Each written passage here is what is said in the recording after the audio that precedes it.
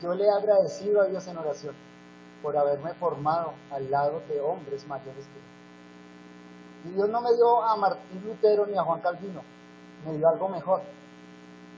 Me dio a Israel Roncancio y a Edwin Jaramillo para formarme.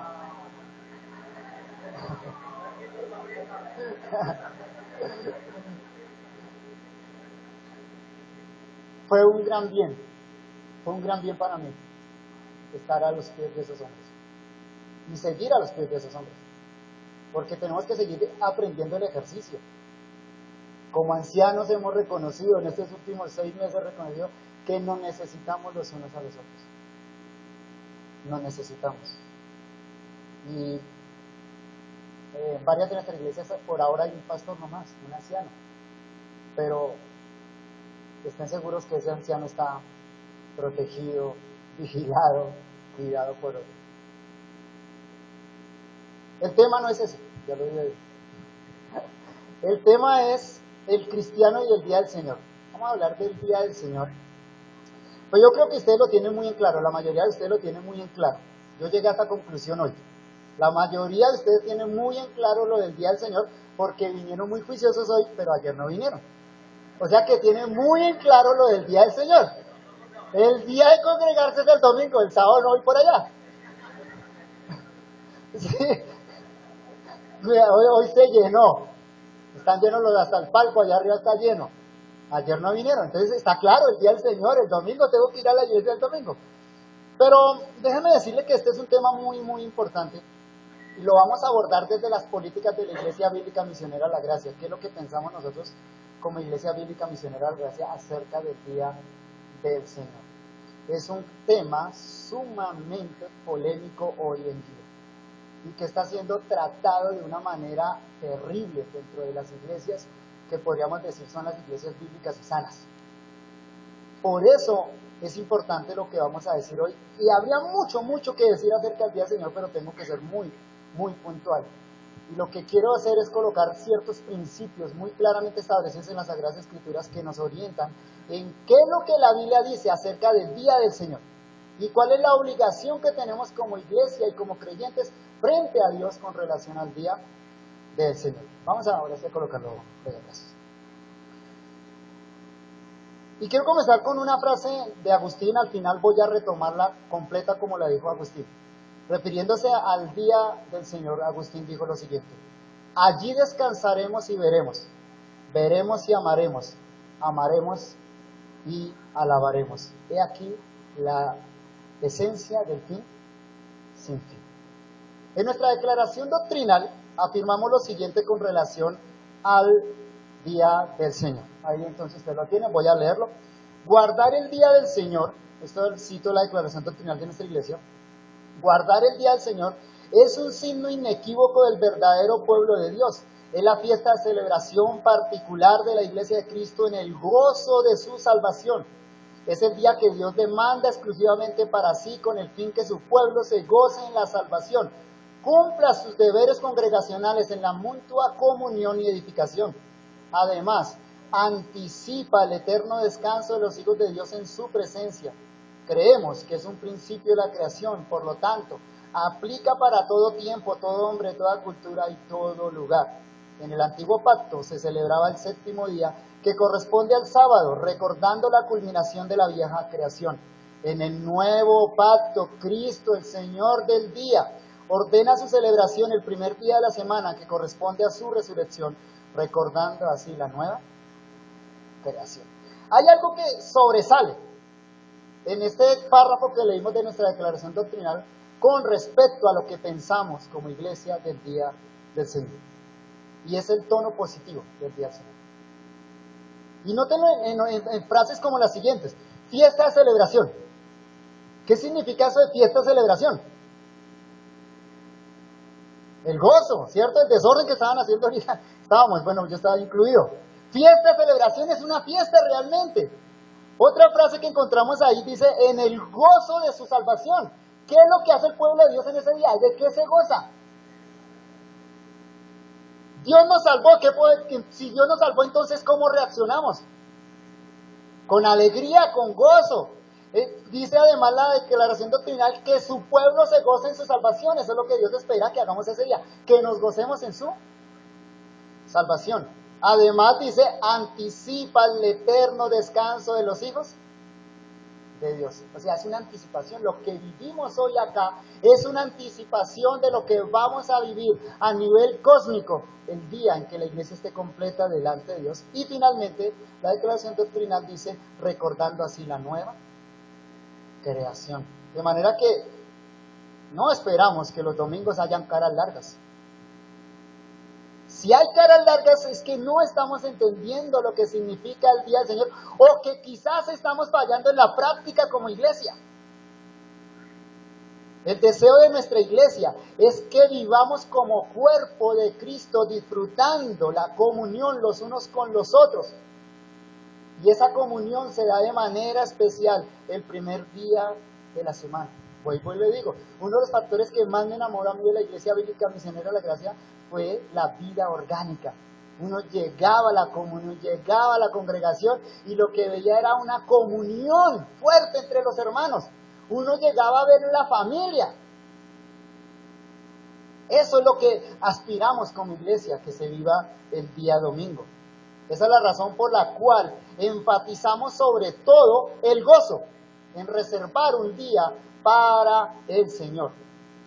Repito, lo que queremos enfatizar es la alegría, el gozo que se experimenta ese día particular que Dios estableció. Como decimos en nuestras políticas, no hablamos de deber. Y ahorita más adelante voy a explicar eso del deber. Hablamos es del gozo que el creyente siente en venir a la verdad y encontrarse con sus hermanos. Y en ese sentido, no queremos cargar las conciencias de los creyentes con asuntos que Dios no ha ordenado. Pero tampoco queremos ser negligentes con nuestros deberes cristianos. Este es el gran problema en la interpretación de Dios. ¿Cómo podemos conciliar lo que Dios ordena que hagamos como iglesia, pero por otro lado, cómo podemos no cargar las conciencias de los creyentes con cosas que Dios no ha ordenado? El gran mal de nuestros días es que se está cargando el día del Señor con cosas que Dios no ha ordenado. Y eso espero poder mostrarlo brevemente en el poco tiempo que queda. No hay tiempo para leer todas las políticas particulares acerca del día del Señor, pero déjenme recordarles simplemente algunas. Creemos que el cuarto mandamiento de la ley de Dios es un mandamiento permanente, pero que para la iglesia de Cristo es el primer día. Para la iglesia antiguo testamentaria era el séptimo día. Creemos que es deber, pero también privilegio de cada creyente reservar ese día para estar en comunión con Dios y con sus hermanos.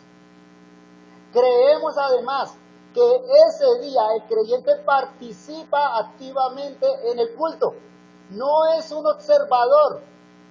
El creyente, cada creyente es una persona, un miembro activo en el cuerpo de Dios. Y finalmente decimos, hay muchas más, pero finalmente decimos, es un día de reposo, un día para conmemorar. Nunca decimos debemos, porque para el Hijo de Dios es motivo de gozo reservar ese día.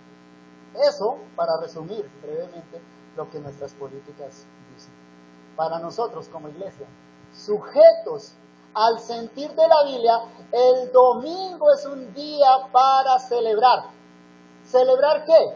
La nueva creación en Cristo Jesús. Eso vinimos a celebrar. La nueva creación en Cristo Jesús. Es una celebración corporativa. No la puede celebrar usted en su casa. Tiene que venir a estar con el pueblo de Dios para celebrar eso con el pueblo de Dios. Es una celebración no personal, es corporativa. Donde el creyente no es un observador, sino un participante.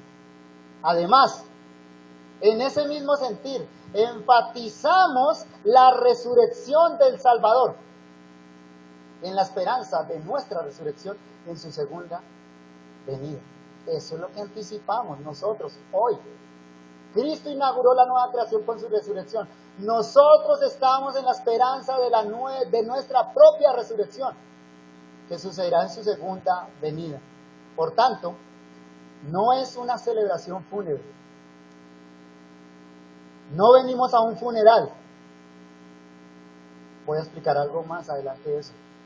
Sino es una celebración gozosa de victoria. La victoria de Cristo. Así fue en la iglesia primitiva. Así tiene que ser en la iglesia del siglo XXI. Dejando estas ideas claras, y como ya me queda muy poco tiempo, no me queda tiempo, voy a enfatizar tres asuntos. Con relación al día del Señor, voy a enfatizar tres asuntos, colócalos por favor, que en mi parecer marcan el equilibrio entre el deber y el gozo del día del Señor. Y además, creo, nos advierten acerca de los peligros que hoy se yerguen contra el sentir bíblico de esta maravillosa celebración. Aquí los tienen. Esto es lo que vamos a ver. Rápidamente vamos a ver esto. Primero, la observancia del mandamiento en la iglesia primitiva. Vamos a mirar los textos donde el Nuevo Testamento muestra qué hacía la iglesia y cómo vivía ese día. Eso nos va a ayudar a discernir entre el gozo y la obligación. Segundo, vamos a ver las advertencias de Jesucristo con relación al propósito del día. Nos vamos a devolver de Hechos y de las cartas a los evangelios y ver las advertencias que Jesús hizo a los fariseos con relación a la manera como ellos guardaban y observaban el día. ¿Para qué nos va a servir eso? Para discernir entre el legalismo y la gracia. El legalismo está matando el día. Tercero,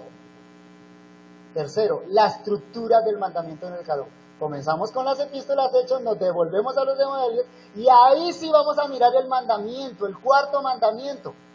La estructura del mandamiento en el Decálogo. ¿Para qué? Para que discernamos entre lo temporal y lo permanente. Hay algo permanente en el mandamiento, pero hay asuntos que son temporales en la manera como el mandamiento fue expresado en el Decálogo. Bien, ese va a ser nuestro orden. Vamos entonces al primer punto. La observancia del mandamiento en la iglesia primitiva, discerniendo el gozo y la obligación. 4 textos consideremos aquí brevemente, 3 del libro de Hechos y 1 Corintios 16, 12. No voy a hacer exégesis de los textos, no me voy a detener a explicar los textos, simplemente los vamos a leer y vamos a exprimirlos para sacarle la sustancia. Ese es lo que vamos a hacer acá. Hechos 2.1 y Hechos 2, 41 al 42. Hechos 2.1 dice lo siguiente: cuando llegó el día de Pentecostés, estaban todos unánimes juntos. Si usted mira la legislación del Antiguo Testamento, el día de Pentecostés era un primer día de la semana. Usted puede mirar eso en Levítico. Entonces, estamos aquí ubicados en el primer día de la semana. Lee todo el relato de Hechos capítulo 2, todo lo que sucede con la venida del Espíritu Santo, la predicación de Pedro, y al final, versículos 41 y 42 dice lo siguiente: así que los que recibieron su palabra fueron bautizados, y se añadieron aquel día como 3,000 personas. Y mire lo que hacían estas personas: perseveraban en la doctrina de los apóstoles, en la comunión unos con otros, en el partimiento del pan y en las oraciones. ¿No es lo que estamos haciendo hoy? Hechos capítulo 5, versículo 42. Hechos 5, 42. Y todos los días en el templo y por las casas no cesaban de enseñar y de predicar a Jesucristo. ¿Qué resaltaría usted de ese versículo? Todos los días, ¿estamos de acuerdo? Todos los días, interesante, ¿no? Tercero, Hechos 27. Hechos 27. El primer día de la semana, reunidos los discípulos, ¿para qué? Partir el pan. ¿Pablo qué? Les enseñaba, y habiendo de salir al día siguiente. Y vea qué interesante esto. ¿Qué sucedió? Alargó el discurso hasta medianoche y el pobre Eutico se desnucó. Acá hay algunos euticos, pero afortunadamente están sentados y no se van a desnucar. ¿Sabe qué es interesante de este texto? Pensando en nuestro calendario, de lunes, martes, miércoles, sábado, domingo, ¿qué día se reunieron ellos? El primer día de la semana, ¿en qué horario? Este texto así muy mal interpretado. Están en calendario judío. En el calendario judío, ¿cuándo empieza el día? A las 6 de la tarde. Entonces, ¿cuándo comenzaba el domingo, el primer día de la semana? Sábado a las 6 de la tarde, o sea, la reunión la empezaron ¿cuándo? Sábado a las 6 de la tarde. Para ellos ya era el primer día de la semana. No vamos a cambiar el culto del sábado a las 6 de la tarde, tranquilos. Pero es que algunos han utilizado este texto para decir que todo el día estuvieron. No, estuvieron de 6 de la tarde hasta que el pico se desnucó. Y luego dice el texto que Pablo ya conversó largamente. Pablo dio cuenta que estaba argumentando mucho, que la gente estaba durmiendo. Dijo, tengo que cambiar la metodología. Vamos a charlar un ratico. Pero si nota, ¿cuándo se reunieron? O sea que aquí está hablando de unas 6 horas que se reunieron. Porque al día siguiente, o sea, para lo que nosotros es domingo, Pablo, ¿qué iba a hacer? Iba a viajar. Anótelo eso, para todas las leyes que están armando hoy en día del día de reposo. Pablo viajó en domingo. ¿Bien? Y 1 Corintios capítulo 16, versículo 2. 1 Corintios capítulo 16, versículo 2. Cada primer día de la semana. ¿Cuándo? Si nota cada, ¿qué significa cada? Todos. Todos. Cada uno de vosotros. Y Pablo da una instrucción general acerca de lo que se hacía. Una de las cosas que se hacían ese día. Cada uno de vosotros ponga aparte algo según haya prosperado, guardándolo para que cuando yo llegue no se recojan entonces ofrendas. ¿Cuál es mi punto acá? Al leer esos 4 textos, mi punto es observar que la vida de la iglesia es orgánica. La iglesia es un organismo. Fundamentalmente y primordialmente la iglesia de Cristo es un organismo, no una organización. Por ser organismo requiere una organización, pero en primer lugar la iglesia es un organismo. Es decir, estos textos que acabamos de leer nos muestran que la comunión unos con otros era el estado natural de la iglesia. Eso es iglesia. Iglesia no es un grupo de creyentes que se reúnen a escuchar un estudio de la palabra de Dios. ¿Qué es iglesia? Esos textos, ¿qué nos enseñan de iglesia? Son personas que están juntos, que tienen cosas en común. Los creyentes, aquí, lo que leemos en estos textos, los creyentes querían estar juntos. De manera que perseveraban unánimes. Permanecían juntos, incluso hay un texto que dice todos los días. No vamos a poder hacer eso por nuestros trabajos y nuestras obligaciones. Pero entre más veces nos podamos ver y reunir, ¿no les parece mejor? ¿Usted no anhela eso? ¿Sí nota que eso es orgánico? No es un debes, es un eres. Y quieres estar con los otros que son como tú. Incluso cuando la ocasión se presentaba, el discurso se podía alargar. No era, la norma es 40 minutos.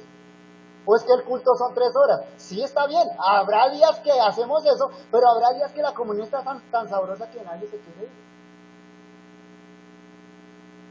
Y aparece allá el hermano que maneja las llaves y empieza ya a apagar la luz. ¿A qué hora se van a ir? Eso pasa en nuestras iglesias. No pasa en muchas iglesias. En muchas iglesias dicen el amén y todo el mundo se va. En nuestras iglesias le toca ya que aquí empezar a sacar. Eso pasaba en ese tiempo. La congregación el primer día de la semana era, como solíamos decir y solemos decir en nuestra iglesia, en la congregación el domingo era el resultado de la comunión con Dios y los hermanos entre semana. Ese es el punto acá. No es como suele suceder hoy en día, que el domingo los cristianos se reúnen para buscar comunión con Dios y para hacer mercado espiritual.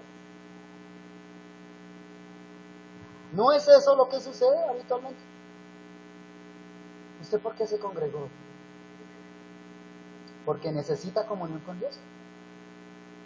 ¿O porque está en comunión con Dios? ¿Usted por qué se congregó hoy? ¿Porque es que necesita abastecerse espiritualmente para la semana? ¿O porque está abastecido espiritualmente y quiere edificar a otros? ¿Sí notan la diferencia?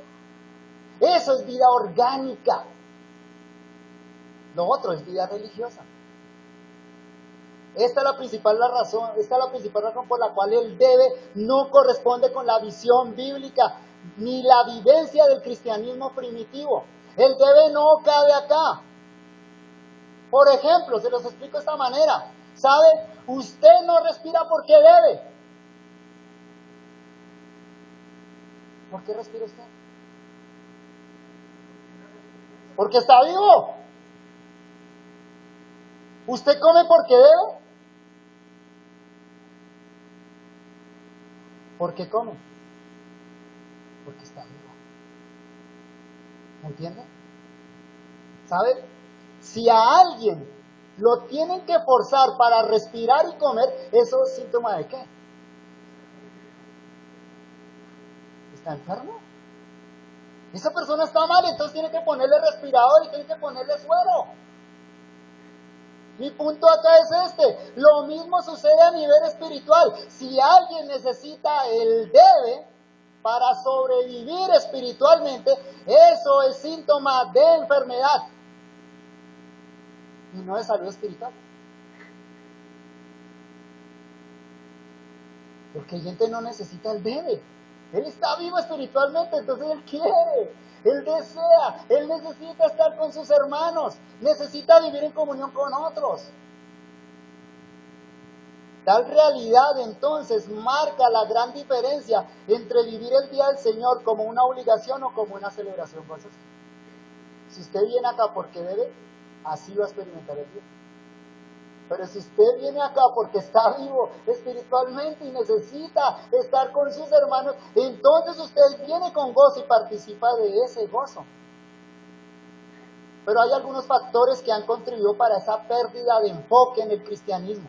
Y voy a mencionar solo algunos para que entendamos qué es lo que ha pasado. ¿Por qué entonces hoy en día prevalece el debe y por lo tanto prevalece la muerte espiritual en el día del Señor?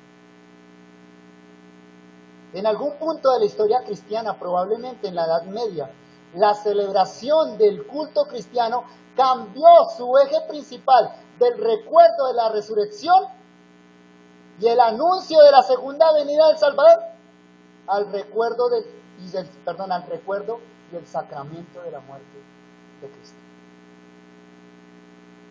Si usted estudia la historia de la iglesia, usted se va a dar cuenta que en los primeros siglos, el punto relevante que la iglesia celebraba cada vez que se reunía era la resurrección de Cristo y la esperanza de la venida de Cristo. Pero en un punto de la historia, en la Edad Media particularmente, empezó a colocarse en el centro la muerte de Cristo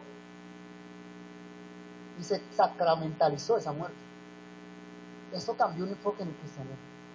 Cambió el enfoque drásticamente. ¿Por qué? Porque se pasó de una celebración festiva al anuncio y el recuerdo fúnebre.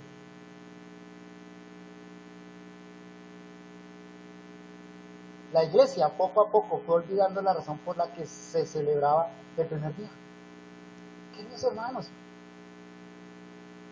la otra sala enseñaba ya en la Santa Cena en Armenia y les preguntaba, ¿qué día murió Cristo? En el calendario. ¿Un qué? Un viernes. ¿Por qué no nos reunimos el viernes? ¿Por qué los apóstoles no se reunían el viernes? ¿Por qué razón la iglesia empezó a reunirse el primer día de la semana? ¿Sí lo nota? El eje central de la iglesia, ¿cuál era? La resurrección y la esperanza bienaventurada de la venida de Cristo. Y por eso en la iglesia primitiva la celebración era festiva, era gozosa, pero cuando se colocó en el centro la muerte y el sacramento de la muerte, entonces la iglesia pasó a recordar que fue una muerte y a celebrar, entre comillas, un funeral. Y a veces vemos así los creyentes, viniendo a un funeral, cargados, cansados. Y es que en realidad la iglesia no se reunía el primer día de la semana. ¿Sabe qué día se reunía? Espero no confundirlo con esto. Se reunía el octavo. El octavo es el primero, obvio. Pero no el primero cuando Dios comenzó la creación, sino el primero después de que culminó la creación. Es decir, celebramos la nueva creación. Era el primero después del 7. ¿Sabes? Si el judaísmo celebraba la culminación de la antigua creación, el cristianismo celebraba el inicio de la nueva creación. Si el judaísmo recordaba la muerte de los primogénitos, el cristianismo celebraba la resurrección del primogénito. Si el judaísmo celebraba con levadura y hierbas amargas, el cristianismo celebraba la victoria sobre el pecado en la vida y obra del Salvador. ¿Si notan el cambio de pensamiento que hubo en el cristianismo? ¿No está matando ese día?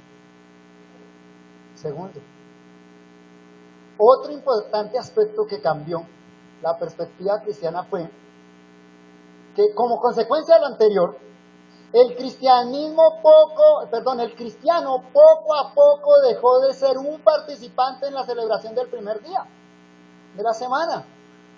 Pasó el cristiano a ser un receptor de lo que ahora se denominaba el sacramento de la muerte de Cristo, mediado por un sacerdote. Ahora usted está pensando en la iglesia católica, pero eso sucede en las iglesias cristianas, ¿o no?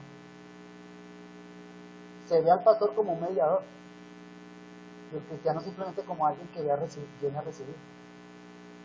Esto es equivocado.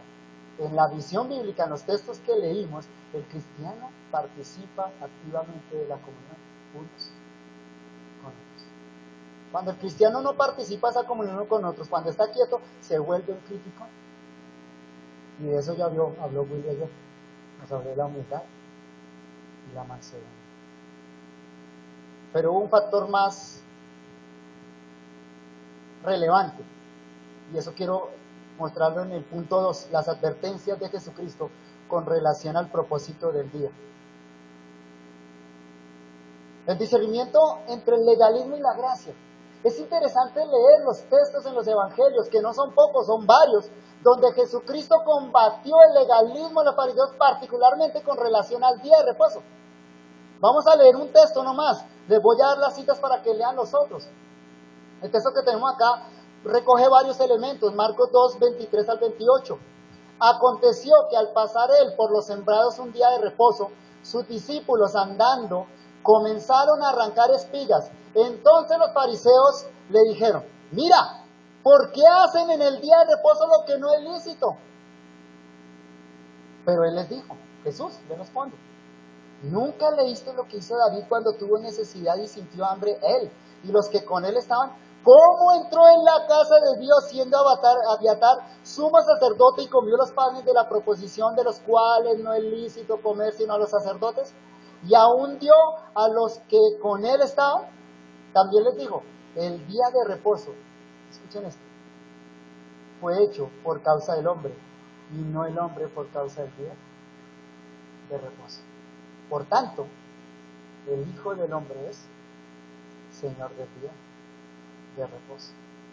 Por favor, anoten Marcos 3, 1 al 6, los paralelos que hay en los otros evangelios. Marcos 3, 1 al 6, Lucas 13, 10 al 17, Lucas 13, 10 al 17, Juan capítulo 16, versículo 18, Juan 5, 16, 18, y déjenme leer un texto acá que dice lo siguiente: por esto los judíos aún procuraban matarle, porque no solo quebrantaba el día de reposo, sino que también decía que Dios era su propio Padre, haciéndose igual a Dios. O sea que Jesús quebrantó el día de reposo, en el concepto fariseo. Juan capítulo 7, 22 al 24, Juan 7, 22 al 24, y Juan capítulo 9, versículo 16. ¿Saben ustedes cuál es el peor enemigo del gozo cristiano?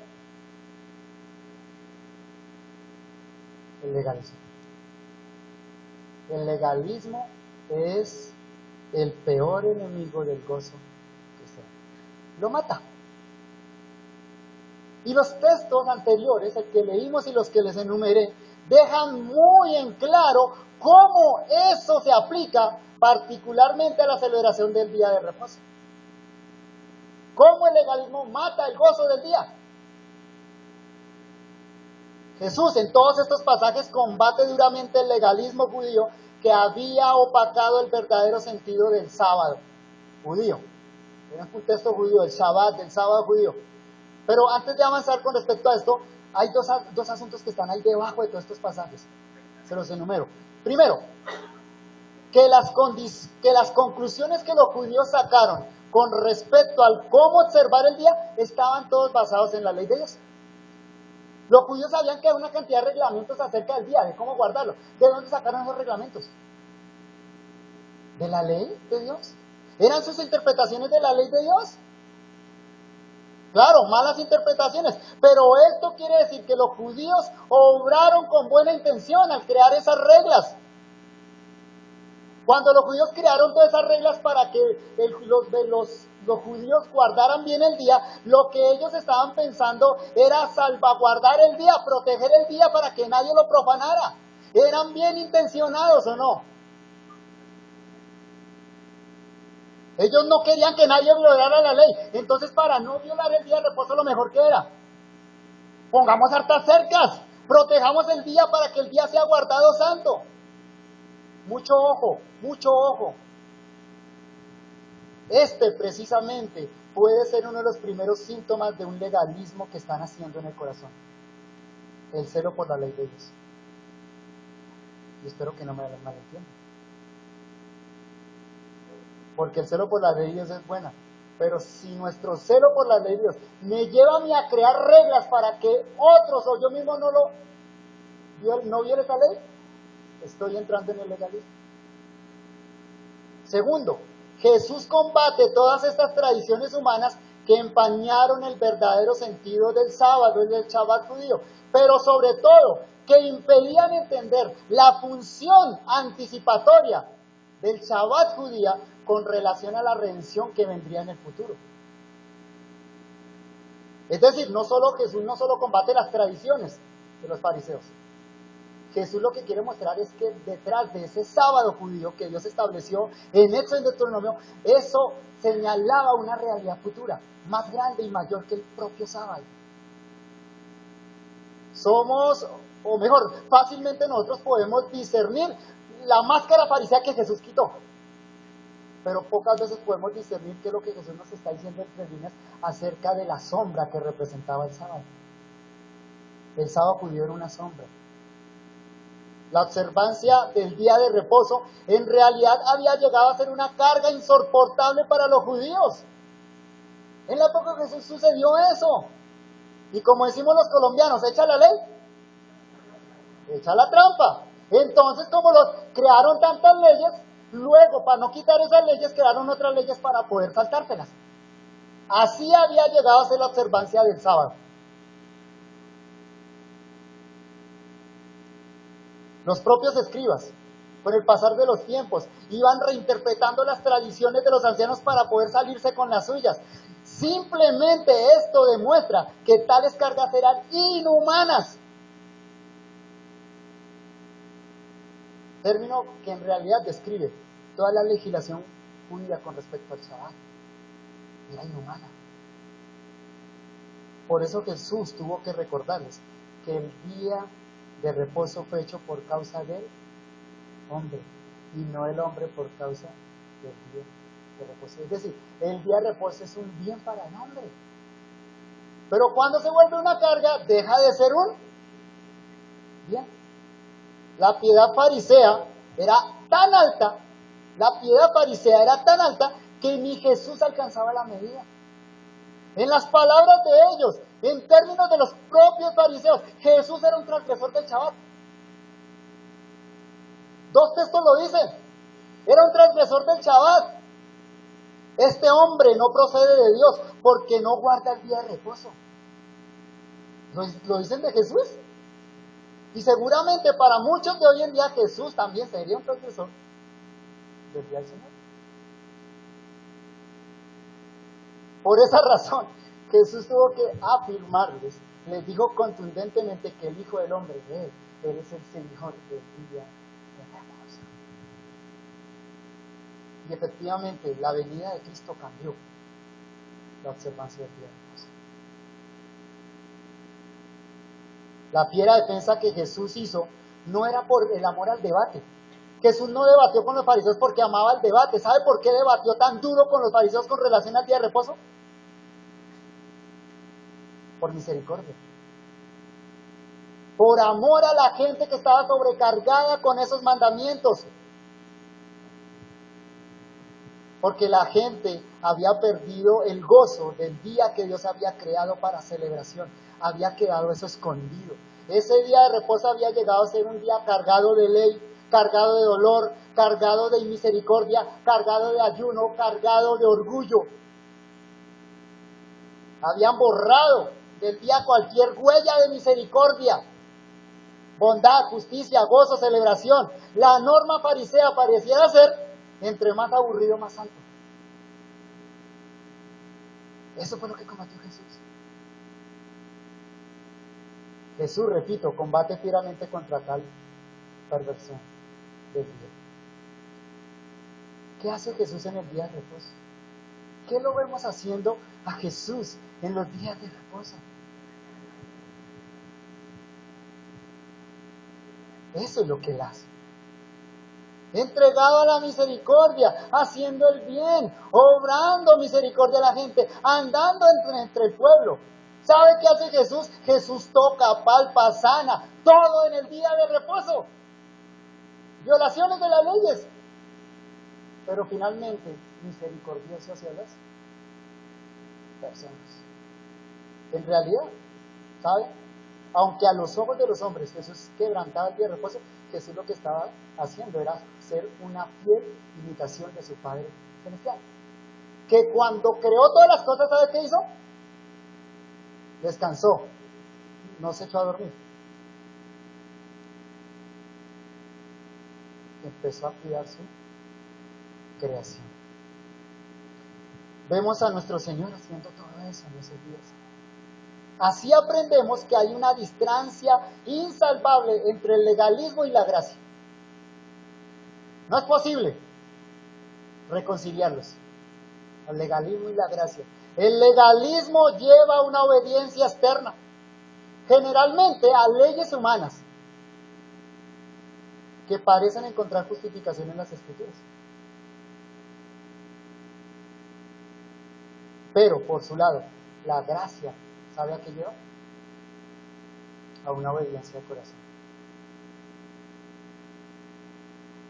Una obediencia que resulta de la fe que obra por el amor. El amor siempre conlleva obediencia.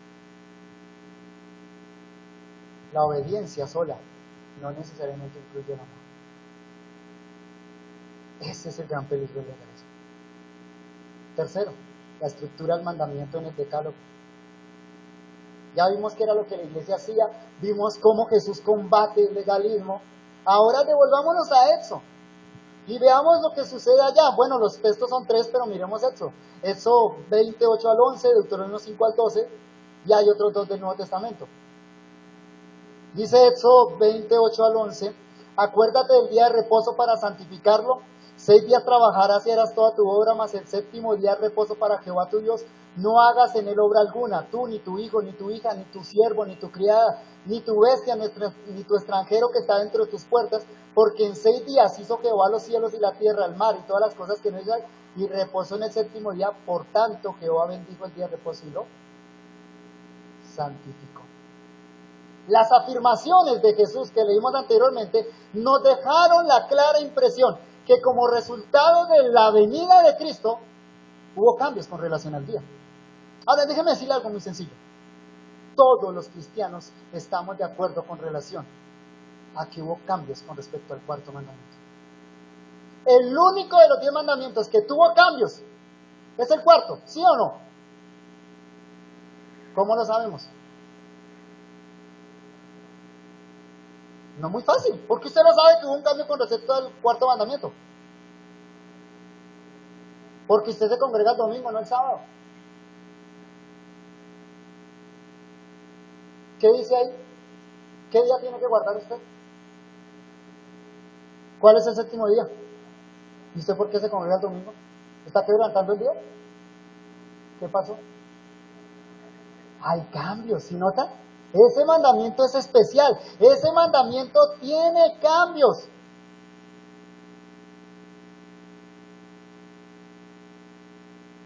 Ese mandamiento tiene cambios. De manera que nosotros tenemos que discernir entre lo permanente y lo que era temporal en ese mandamiento.